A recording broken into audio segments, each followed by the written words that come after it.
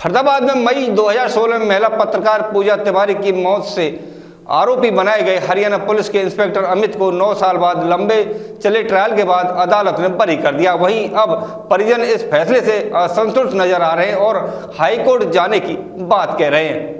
मई 2016 में महिला पत्रकार पूजा तिवारी की मौत में आरोपी बनाए गए हरियाणा पुलिस के इंस्पेक्टर अमित को 9 साल बाद लंबे चले ट्रायल के बाद अदालत ने बरी कर दिया है। वहीं अब परिजन इस फैसले से असंतुष्ट नजर आ रहे हैं और हाईकोर्ट में जाने की बात कह रहे हैं। दूसरी तरफ इंस्पेक्टर अमित के वकीलों ने पत्रकारों से बातचीत करते हुए बताया कि लंबे समय से चले इस मामले में कोई भी सबूत इंस्पेक्टर अमित के खिलाफ पेश नहीं किया जा सका, जिसके चलते अदालत ने उन्हें इंसाफ दिया है और बरी कर दिया है। वर्ष 2016 में पत्रकार पूजा तिवारी की मौत आज तक एक रहस्य बनकर रह गई है कि पूजा तिवारी ने 5वीं मंजिल से कूदकर जान दी थी या फिर उसको किसी ने धक्का देकर मारा होगा। इस मामले में पूजा तिवारी के एक नजदीकी माने जाने वाले हरियाणा पुलिस के इंस्पेक्टर अमित पर मृतका के पिता ने प्रताड़ित करने के गंभीर आरोप लगाए थे और उसी के द्वारा पूजा को उसके फ्लैट में धक्का मारने के आरोप लगाकर मामला दर्ज करवाया था। पिछले 9 सालों से ये मामला अंडर ट्रायल चल रहा था और सबूतों के अभाव में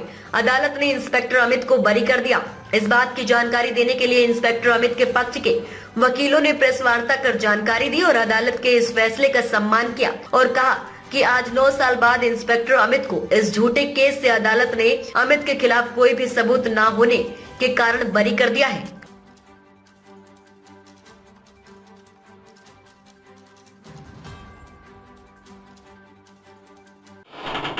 सर, सबसे पहले आपका परिचय जानना चाहेंगे और आज प्रेस वार्ता की है और बहुत चर्चित जो मामला रहा है पूजा तिवारी की आत्महत्या वाला, तो उसमें अमित जी को जो बरी कर दिया गया है, इस फैसले को आप कैसे देखते हैं? ये फैसला अमित के लिए एक जस्टिस हुआ है और उसको एक जो फंसाने वालों की साजिश थी वो विफल हो गई, जिसको उसको झूठा फंसाने की पूरा प्रयास किया गया, जिस तरीके से फंसाया भी गया वो साबित हुआ कि वो निर्दोष था।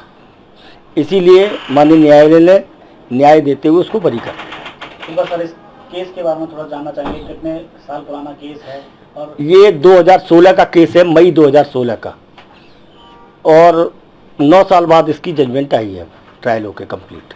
क्या केस था ये? एक पत्रकार थी प्रभावशाली पूजा तिवारी,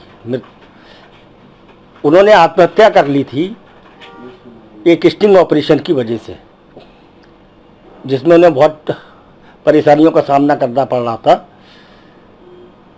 उस स्टिंग ऑपरेशन की वजह से आत्महत्या करने के बाद एफआईआर में जिन लोगों ने उनके नाम कराया था, उनके नामजद एफआईआर थी वो, उनको कभी भी नहीं लिया गया। अच्छा। और साजिशकर्ता और भी एक पत्रकार साहब थे, सौरभ भारद्वाज साहब, जिसमें सुसाइड नोट में भी उनका नाम आया है, 164 के बयानों में भी उसका नाम आया है, उनके पिताजी। 164 का बयान हमारे यहाँ बहुत इंपॉर्टेंट होता है, जो बिफोर मजिस्ट्रेट गवाहों के बयान रिकॉर्ड होते हैं, आप उससे बाहर नहीं कर सकते कोई। इस आधार पर सबकी होती है, मगर साहब क्यों नहीं ट्रायल चला? प्रोसिक्यूशन ने हमको अपोज किया ट्रायल चलाने से, उनके फेवर में हमको अपोज कर रहे हैं। हम कह रहे हैं सब पे चला दो, मैं अमित पे चला रहे हो तो इन लोगों पे भी चलाओ ट्रायल है। जो सच्चा होगा वो न्यायाधीश कर देंगे, न्यायालय देख लेगी, बाद में एविडेंस तो आने दो, कोर्ट में तो आने दो। लेकिन ये बताया जा रहा था कि अमित जो है जब उन्होंने आत्महत्या की तो उसी कमरे में मौजूद थे। कमरे में नहीं सर, कोई बातचीत हुई थी, तभी उसी बात को लेकर जो है वो कोई साबित नहीं कर पाए। कोई बातचीत से कोई नहीं मरता भाई, कोई बातचीत ऐसी हुई भी नहीं है और ऐसी कोई मोटिव भी नहीं था अमित का, ना मोटिव से ऐसी कोई ना उनके साथ ऐसी कोई रिलेशनशिप थी कि ठीक है कभी बड़े के नाते कभी कुछ डांट दिया। ये बात तो उनके भाई ने भी कही है अपनी बाइट में, इंडिया न्यूज में मैंने सुना था कि ये बात कही, एक वायरल चला दी अनवेरिफाइड, आपने एक छोटी सी बाइट चला दी कि एक वो कोई बात कही, कोई बात, अरे क्या बात कह दी?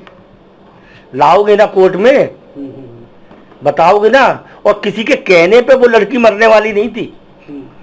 ऐसा हो सकता है कि मैं आपको अगर कुछ कह दूं कि तुम तो ऐसा नहीं होता भाई। तो कोर्ट में कोई सबूत पेश नहीं कर पाए। सुसाइड नोट सबसे इंपॉर्टेंट है, उसको क्यों इग्नोर किया गया? मेरा सवाल वहीं खड़ा है जी। एफआईआर क्यों इग्नोर की गई? आप कह दिया मैंने कि हमने कोई बात करी थी और आप हमने कुछ कह दिया इसलिए मर गई वो, यही तो अमित पे चार्ज था। अगर इसको माइनस कर दे तो कहने का मतलब है सबसे स्ट्रॉन्ग एविडेंस क्या है? Suicide note. Suicide note FIR का वर्जन 6 लोगों से उसने पहले कह के लिखी है।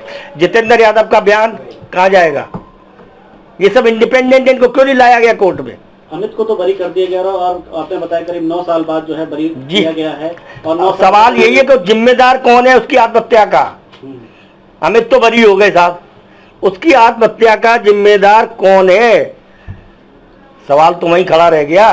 तो अब तक जो है जो बाकी जिनका नाम लिखा गया था तो उनको बुलाया गया या उनको पेश किया गया किसी तरह या उनके? नहीं साहब, कतई नहीं। हमने कोशिश की साहब, हमारा विरोध किया गया।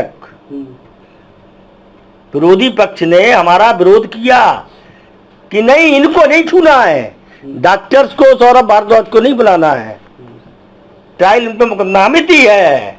इतना झूठ करो, इतनी झूठ जलेबी बनाओ कि अमित के अलावा कोई नहीं। तो माता पिता से आपका कोई संपर्क हुआ या क्योंकि वो जिस पर आरोप लगा रहे हैं उन्हीं के आप वकील हैं, तो फिर भी कोई संपर्क आपने किया? नहीं साहब, हमारा देखिए सबसे व्यवहार, हमारे किसी से दुश्मनी पर्सनल तो है नहीं। वो कोर्ट में आते थे, दुआ सलाम हो गई, नमस्ते नमस्ते, बात खत्म हो गई। हमारा काम है उनकी एविडेंस को बताना कि आप कहाँ झूठ बोल रहे हैं, कहाँ सच बोल रहे हैं। हम टेस्टिफाई करते, कोर्ट को बताते कि यहाँ पे झूठ बोल रहे हैं, यहाँ सच बोल रहे हैं। यही हमारा काम होता है, और कोई काम तो है नहीं हमारा। तो अब जिस तरह से बरी किया गया है, क्या कहना चाहेंगे कानून के लिए? क्योंकि कई बार लोगों देखो साहब, न्याय तो मिलता है, उठ जाता है। नहीं, भरोसा मत उठाओ, न्याय तो है। न्याय में देर लग सकती है, न्याय है। और आप, ये आपके ऊपर डिपेंड करता है कि आपको खुद अपना केस पता है। आप न्यायाधीश पे आरोप लगाओ या किसी और पे लगाओ, पुलिस पे लगाओ, आपको पता है कि कितने सच्चे आप लड़ाई लड़ रहे हो। हमको पता होता है कितनी सच्ची है झूठी लड़ाई लड़ रहे हैं।